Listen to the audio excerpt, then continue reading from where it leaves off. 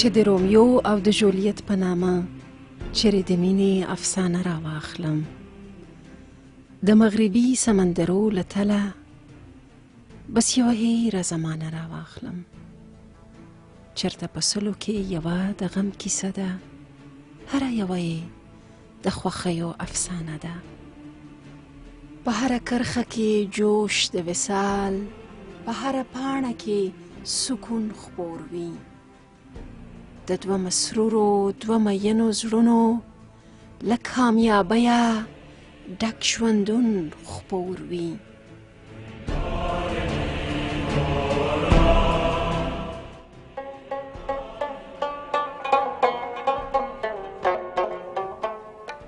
بیا د مشرق د لوړو غرونو پر سر د فرهادي تیشې خاپونه شمارم، د ادم خان پر سوي زړه جوړ شوي هغه بې شمېره پرهرونه شمارم.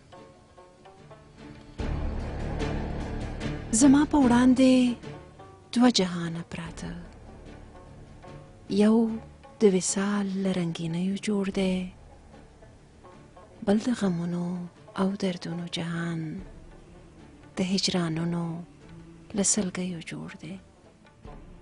هلته چې لمر پریوزي غرب یې بولي، خو حیرت دا دی چې روښانه وي تل. دلته چې شرق دی د لمرونو کور دی، دلته تیاره تیاره پریشانه وي تل. دلته د ژوند د ارتقا قاتلان د چا د مرګ په ننداره ولاړ دي. هلته زهیر او زحمتکش وګړي پاس د مریخ په کناره ولاړ دي.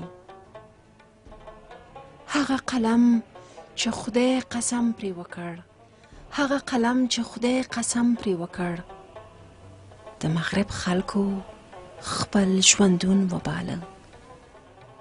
د شرق معلم کتاب ته اور واچاوه، علم یې سراسر ناوړه بدشګون وباله. نو اوس